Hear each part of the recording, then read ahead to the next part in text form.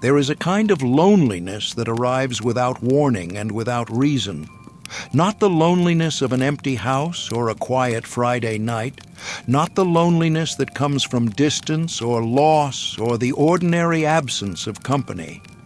This is different. This is the loneliness that finds you in a crowded room, in the middle of a conversation, at a table surrounded by people who know your name and your history and the sound of your laugh. It settles beside you quietly, without announcement, and you feel it. That particular distance between where you are and where you can be reached. You have felt this before. Maybe you have felt it so many times that you have stopped trying to locate its cause. Because the cause is never obvious. The room is warm. The people are kind. The evening is exactly what an evening is supposed to be. And yet something in you remains slightly out of range, present enough to participate, distant enough to feel the gap between your participation and whatever lies beneath it. This is not sadness in the ordinary sense. It is something quieter than sadness and harder to explain. Sadness has a shape that other people can recognize. It has a language they know how to respond to. What you carry does not always translate so easily. It lives below the level where most conversations reach. And you have learned, not from a single moment, but from years of small confirmations, that attempting to bring it to the surface rarely produces what you hoped for.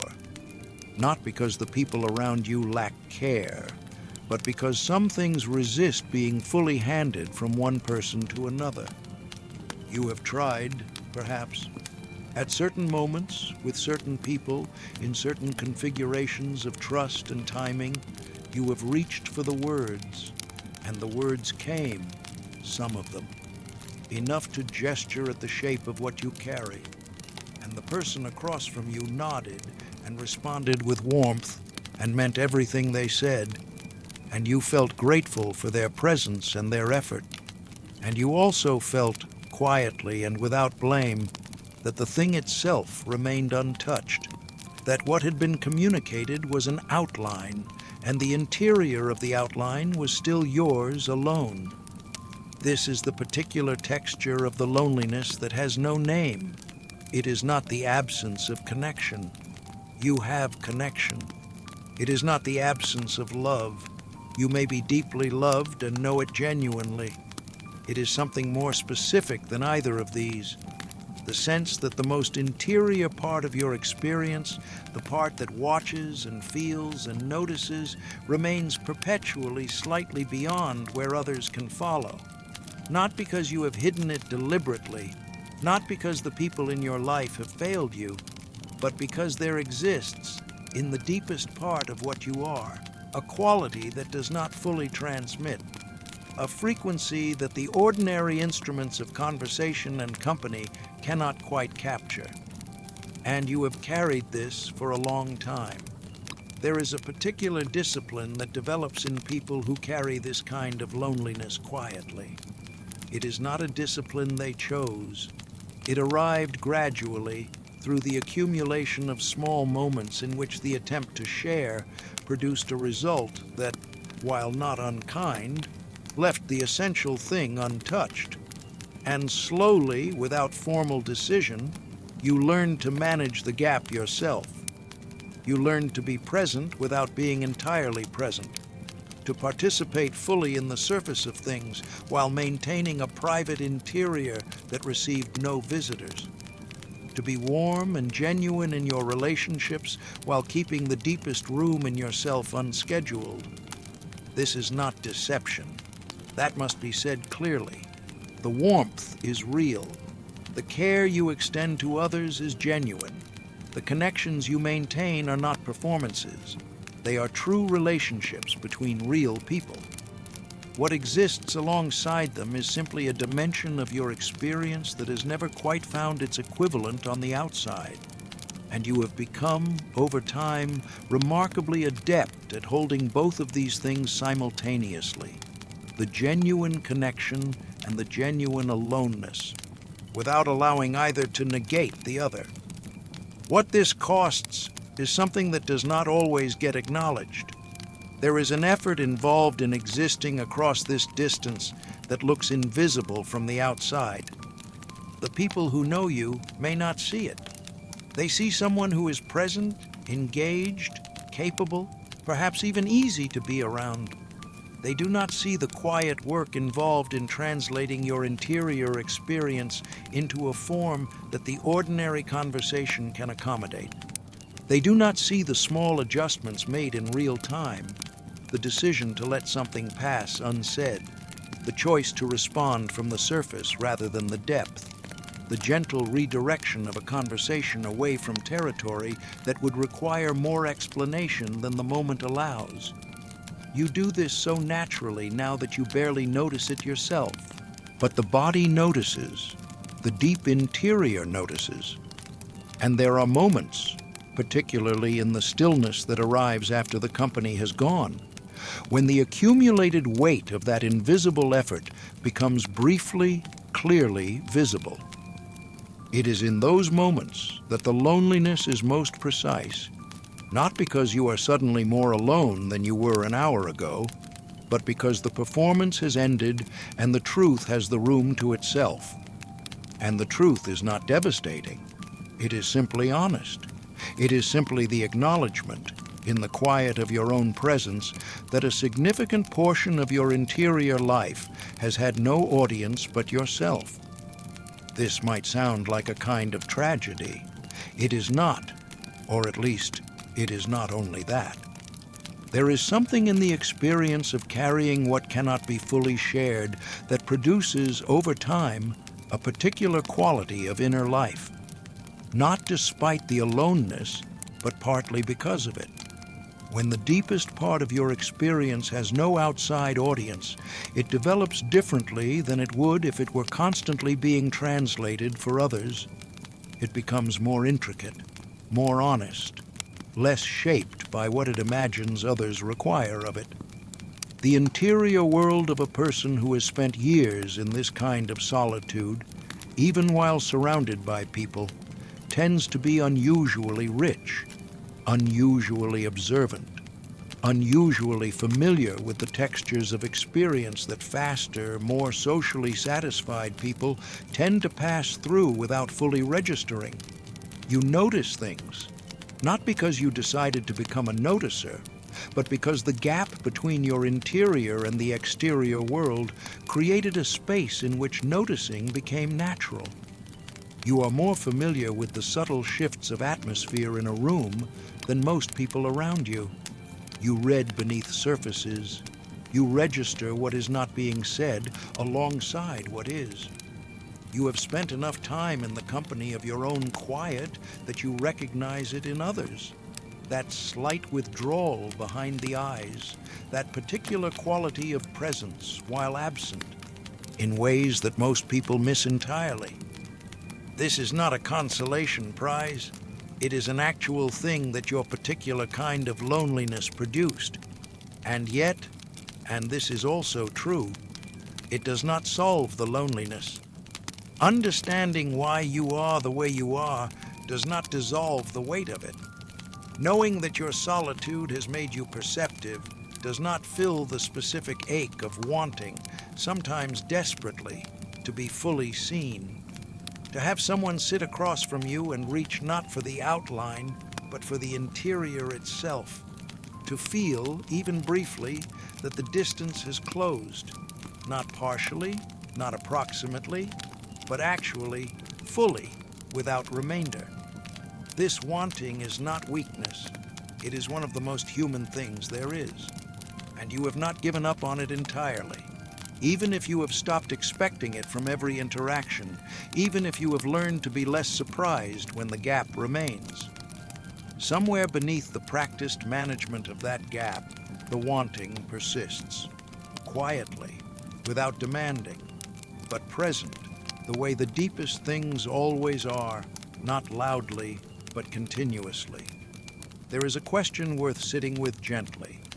What would it mean to be fully seen? Not in the abstract. Specifically, concretely.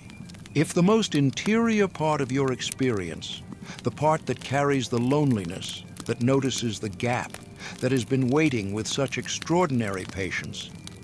If that part were somehow fully witnessed by another person, what would change? The question is worth taking seriously because the answer is not as obvious as it might first appear. Part of you believes that being fully seen would resolve something essential, that the loneliness itself would ease in proportion to the degree of genuine witness. And this is not wrong.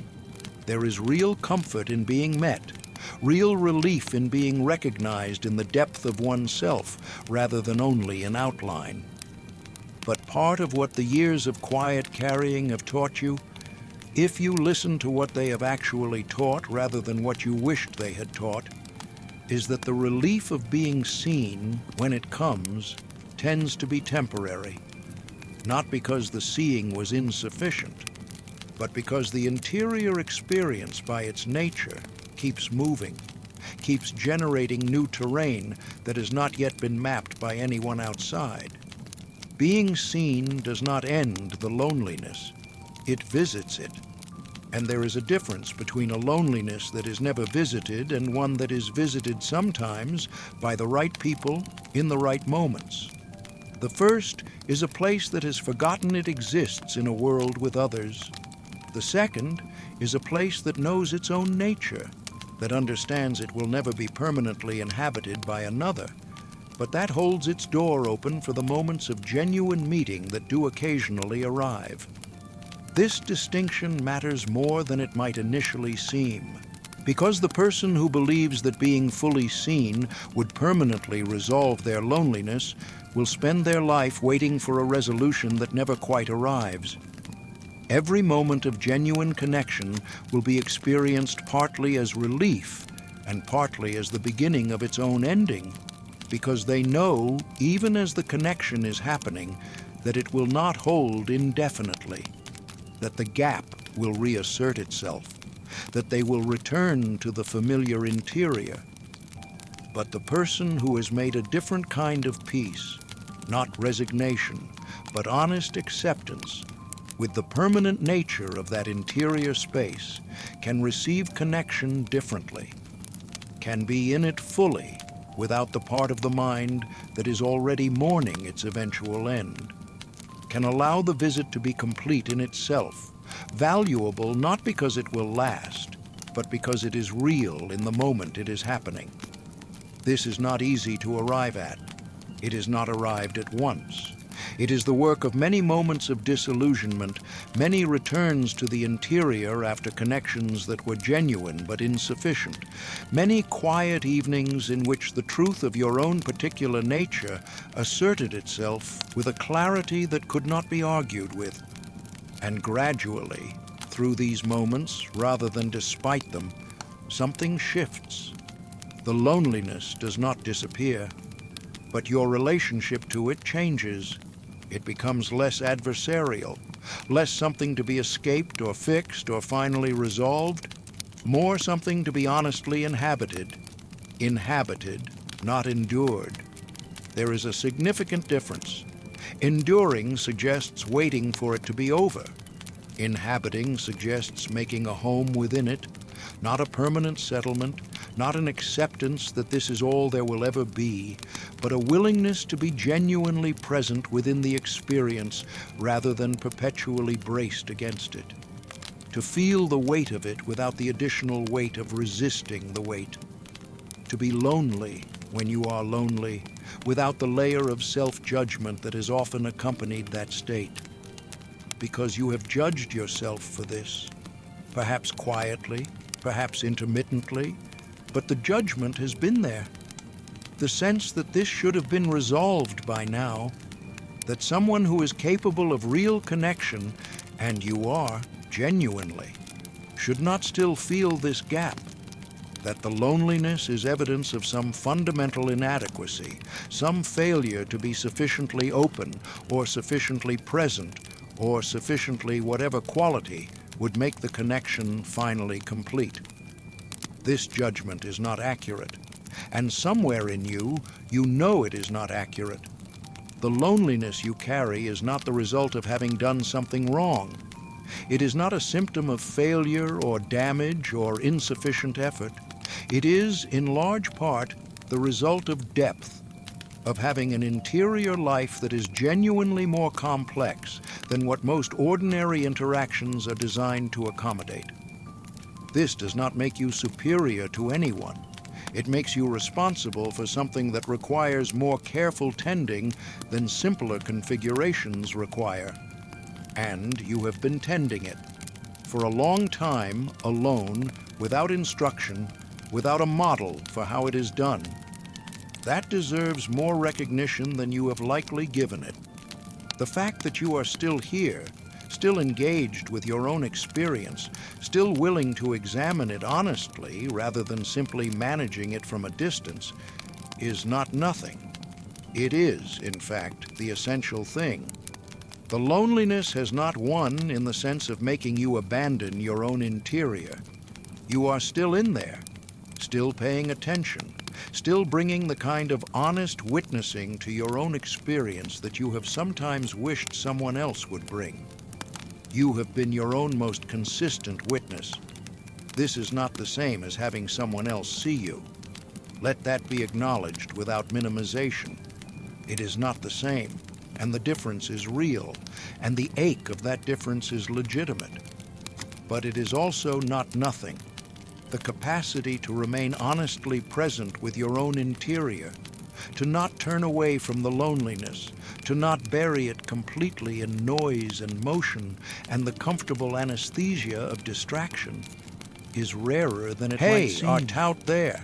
Most people more of them than you would expect. Most people, they are the ones who go quiet at parties, not from shyness, but from listening. Ways to escape the ones who read the room with an accuracy that looks like intuition. You did not do that. Is actually the practice, or if you did, someone who learned most early to navigate its depth for certain periods. The ones who can sit with you in real silence without needing to fill it. Back to this. The ones who do not offer easy comfort because they know from personal experience that the thing you carry easy comfort lands on the surface and probably leaves the interior untouched. Back to the recognition that this is not a problem to be solved before anything has been said to be understood. There is a quality to that recognition, faint to the moment when two people who have each been carrying something untranslatable find themselves in the same room. That is unlike most ordinary connections. It does not require explanation. It does not require the difficult work of bringing the interior to the surface in words that never quite fit. It operates at a different register entirely. A glance, a particular quality of attention. The sense, arriving without announcement, that the gap has briefly closed. Not because everything has been communicated,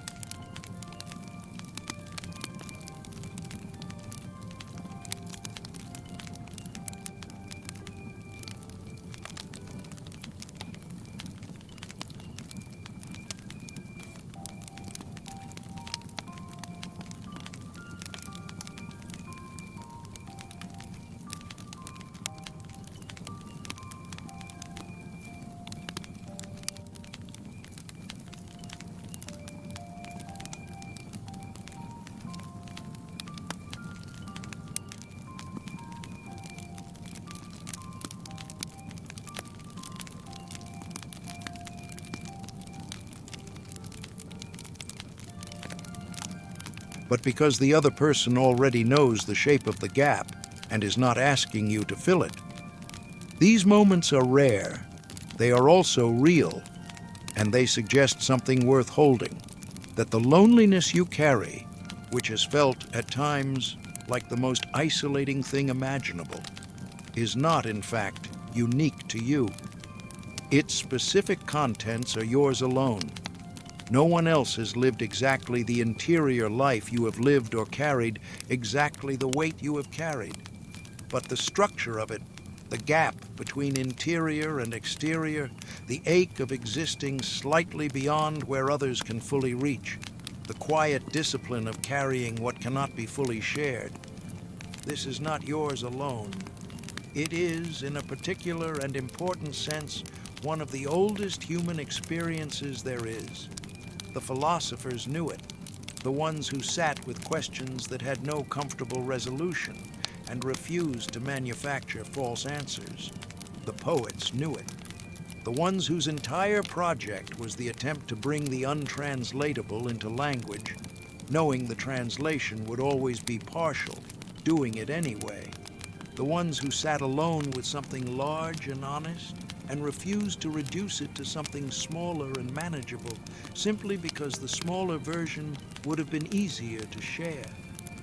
They were carrying what you carry, not the same interior, but the same structure, the same knowledge that some things live deeper than language reaches, the same commitment to remaining in contact with that depth, even when the cost of it is a loneliness that visits more reliably than most company. You have been in good company, even in your aloneness. This does not make the ache disappear. It is not meant to. The ache is real, and it belongs to you, and it will continue to arrive in various intensities for the rest of your life. That is the honest truth. And you deserve honesty more than you deserve comfort that doesn't hold. But alongside the ache, beneath it perhaps, or woven through it in a way that is difficult to separate, there is something else. Something that has been there as long as the loneliness itself, but that tends to be overshadowed by it in the moments of greatest weight. It is the quality of your own presence, the texture of a life that has been genuinely, honestly inhabited from the inside rather than managed from a careful distance, the particular richness that accumulates in an interior that has been tended with such consistent attention over such a long period of time. This interior of yours is not empty. It is, in fact, one of the most inhabited places you have ever been. It contains everything you have ever noticed and could not yet say, everything you felt and could not yet translate, every moment of quiet recognition, every experience of seeing something true that no one else in the room seemed to register, every long evening spent in honest company with your own most difficult questions. All of that is in there. All of that is yours. And tonight, if you are sitting with the familiar weight of it, the loneliness that has no clean name, the gap that persists even in good company, the quiet ache of existing slightly beyond where others can fully reach, then know this: you are not broken, you are not deficient, you are not failing at something that others are succeeding at. You are carrying something real, with more grace than you have been given credit for, and more courage than the quiet exterior suggests.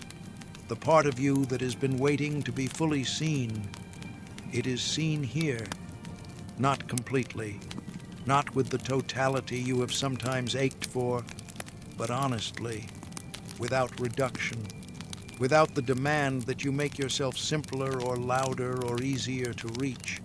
You are exactly what you are, and that, in the deepest sense, has always been enough, even when it did not feel that way, especially then.